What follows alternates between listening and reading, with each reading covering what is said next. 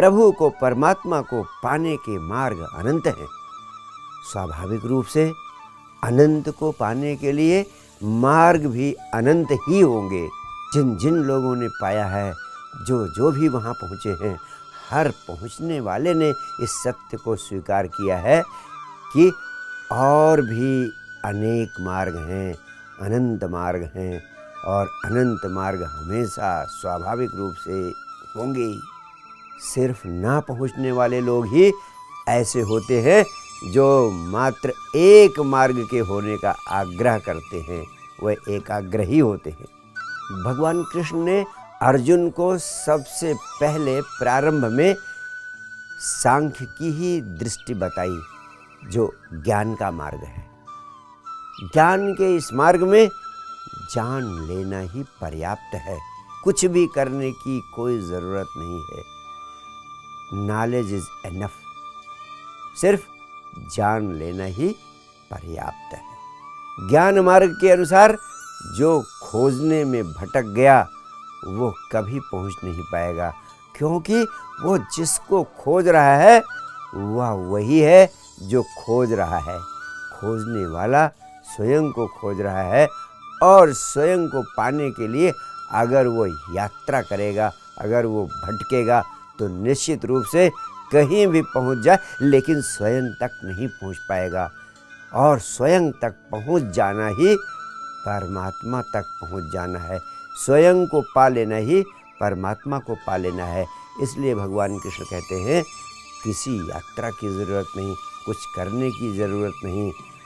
तुम अपने मूल स्वभाव को जान लो। अपने मूल स्वभाव को भूल चुके हो अर्जुन, उस अपने मूल स्वभाव को जान लो। आत्मा के स्वभाव को जान लो।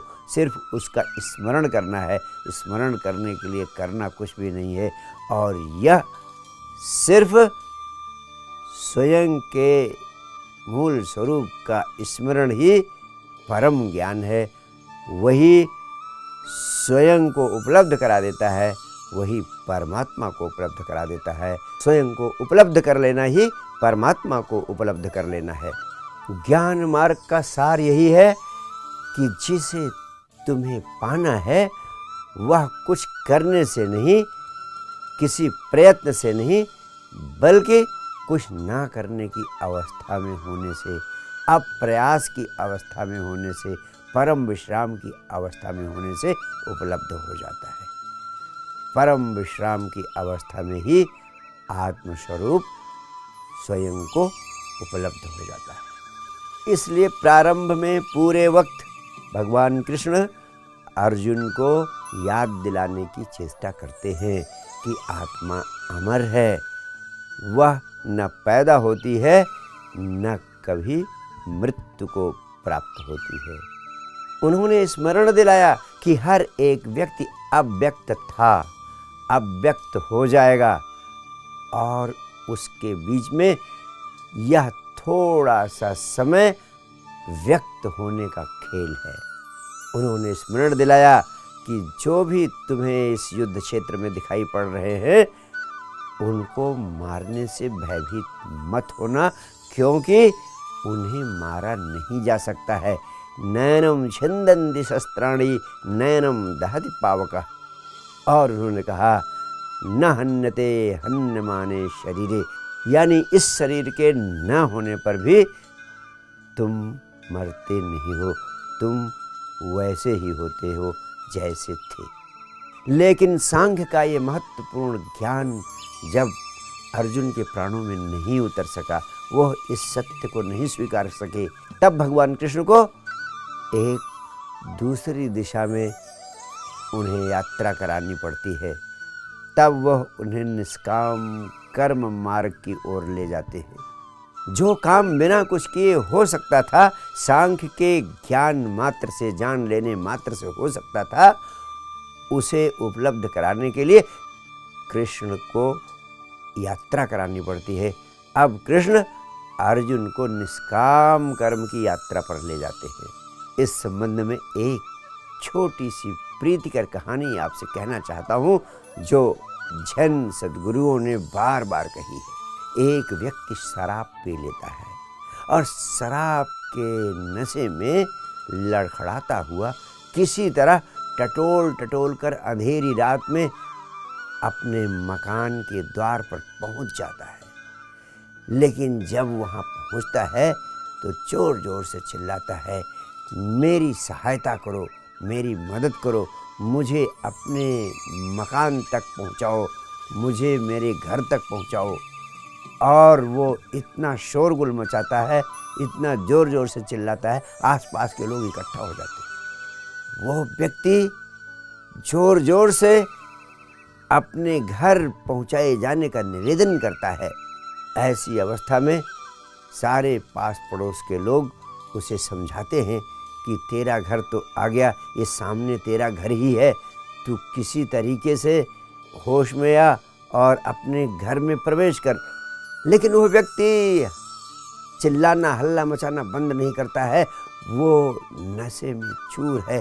वो कहता है, तुम मेरे मित्र नहीं, मेरे दुश्मन हो, तुम मुझे घर पहुंचाने के लिए क्यों नहीं कोई इंतज़ाम करते, क्यों मुझे भटका रहे हो, मुझे भटकाओ नहीं, मुझे मेरे घर पहुंचाओ।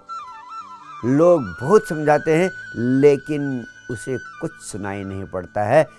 इतना अधिक शोरगुल से भरा है, सिर्फ घर पहुंचाने की बात कुछ चिल्ला चिल्ला कर कहे जाता है। ऐसे में कुछ मजाकिया लोग इकट्ठे हो गए। उन्होंने कहा, अच्छा अगर तू घर पहुंचना ही चाहता है तो चल मेरी बैलगाड़ी पे बैठ जा। वह उसे बैलगाड़ी पे बैठा लेते हैं और वो व्यक्ति उनके चरण छूता है, कहता है, तुम ही एक व्यक्ति हो जो मेरी समस्या को समझ सके। तुम्हारे इस एहसान का बदला मैं ज़िंदगी भर नहीं चुका पाऊँगा। मेरी माँ मेरी प्रतीक्षा कर रही है, मुझे घर जल्दी से जल्दी पहुँचना ज़रूरी है। आप मेरी मदद को आए, आपको बहुत बहुत धन्यवाद। और वो बैलगाड़ी पर बैठ जाता है।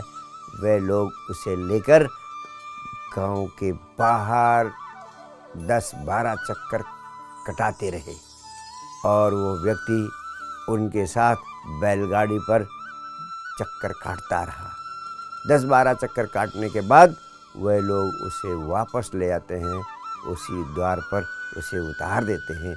जब उस द्वार पर उसे उतारते हैं, वह उनके पैर छूता है, उनको धन्यवाद देता है और कहता है, ऐसी महत्वपूर्ण मदद के लिए मैं आपका हमेशा आजीवन आभारी रहूँगा।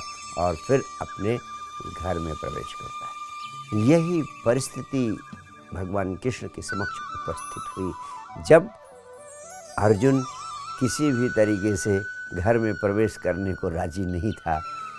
कृष्ण की ज्ञान और सांख्य से संबंधित बात उसकी समझ में नहीं आ रही थी। तब कृष्ण को निष्काम कर्म योग की बैलगाड़ी जोतनी पड़ी। ऐसी परिस्थिति में ही भगवान कृष्ण को अर्जुन को निष्काम कर्म योग की गाड़ी में बैठाकर यात्रा करानी पड़ी। इसलिए जब सांख्य की बात, जब ज्ञान की बात तुम्हारी समझ में नहीं आती है, तब तुम्हें स्वयं तक पहुंचाने के लिए भी करुणावश संबुद्धों को एक लंबी यात्रा से गुजारना उनकी मजबूरी हो जाती है। और यही कारण है कि स्वयं तक पहुंचने के लिए भी तुम्हें एक लंबी यात्रा करनी पड़ती है। तब उस लंबी यात्रा के बाद जब तुम उसी जगह पर पहुंचते हो, तब तुम्हें घर में पहुंच जाने का बोध हो पाता है, अन्यथा नहीं। सारी दुनिया के चिंतन को दो हिस्सों में बांटा जा सकता है। एक है ज्ञान का मार्ग यानी सांख्य का मार्ग, और दूसरा है योग का मार्ग यानी प्रयास का, प्रयत्न का, क्रिया का मार्ग। जो लोग कुछ ना करने में भरोसा करते हैं, उनके लिए ज्ञान का मार्ग यानी सांख्य का मार्ग है। और जिन लोगों को कुछ करने पर भरोसा होता है, जो सोचते हैं कि बिना कुछ किए कहीं पहुंचा नहीं जा सकता है, कुछ पाया नहीं जा सकता है, उन लोगों के लिए योग का मार्ग यानी क्रिया का मार्ग यानी करने का मार्ग होता है। असल में पूर्व और पश्चिम की फिलॉसफी या हिंदू, मुस्लिम, सिख, ईसाई की फिलॉसफी के आधार पर विभाजन करना अर्थहीन है। सच्चाई यह है कि दुनिया के सारे मार्ग सिर्फ दो तरह के विभाजन में समाहित किए जा सकते हैं। इसमें से एक है कुछ न करने का ज्ञान मार्ग या सांख्य मार्ग, और दूसरा है करने का मार्ग यानी योग का मार्ग यानी प्रयास का मार्ग। लेकिन सांख्य के मार्ग को यानी शुद्ध ज्ञान के मार्ग को पकड़ पाना सामान्य लोगों के लिए संभव नहीं है। बहुत थोड़े से लोग ऐसे हैं जो परम ज्ञान के मार्ग को, समझ के मार्ग को, सांख्य के मार्ग को पकड़ पाते हैं। वास्तव में एब्सोल्यूट ट्रुथ यानी परम सत्य या परम ज्ञान आकाश में ही तैरता रहता है। जमीन पर उसे लाने में बड़ी कठिनाई होती है, क्योंकि जमीन पर लाने में उस परम सत्य को लोगों को स्वीकार्य बनाने में बहुत समझौते करने पड़ते हैं। उदाहरणार्थ भगवान बुद्ध का मार्ग परम ज्ञान का मार्ग था, शुद्ध सांख्य का मार्ग था, क्योंकि बुद्ध का कहना था कि सिर्फ जान लेना है, सिर्फ जान लेना है, करने को कुछ भी नहीं है, पाने को कुछ भी नहीं है, और जान लेने मात्र से दुखों से मुक्ति उपलब्ध हो जाती है। दुख तो है ही नहीं, उन्हें सिर्फ जान लेना है। जानते ही आप दुखों से मुक्त हो जाते हैं। लेकिन भगवान बुद्ध के संदेश की जड़ें हिंदुस्तान के जनमानस में नहीं पहुंच सकी। यही कारण है कि भगवान बुद्ध हिंदुस्तान से उखाड़ दिए गए। जब बुद्धिज़्म विदेशों में पहुंचता है, वहाँ लोगों ने इसे स्वीकार किया, जन के रूप में स्वीकार किया। जन बुद्धिज़्म की ही एक शाखा है और वो शुद्धतम ज्ञान की शाखा है। लेकिन जब विदेशों में यह ज्ञान गया तो बुद्ध के ज्ञान ने वहाँ की ज़मीन से समझौता कर लिया। वहाँ ये एक रिचुअल बन गया, वहाँ यह एक कर्म यानी करने का कृत्य बन गया। वहाँ इसके नाम पर ऐसा करना है, वैसा करना है, ऐसे रहना है, वैसे रहना है। वहाँ के जन मठों की सारी व्यवस्था इस तरह हो गई कि यह कर्म कांड के रूप में स्वीकार कर लिया गया। तभी यह बर्मा, चीन, जापान, लंका, थाईलैंड, ताइवान और तिब्बत जैसे देशों में विकसित हुआ। उसकी जड़ें वहाँ गहरी हो सकी। इन देशों में वह कर्मयोग बन गया। जन का मार्ग जो शुद्धतम ज्ञान का मार्ग था, इन देशों में पहुंचकर कर्मयोग बन गया।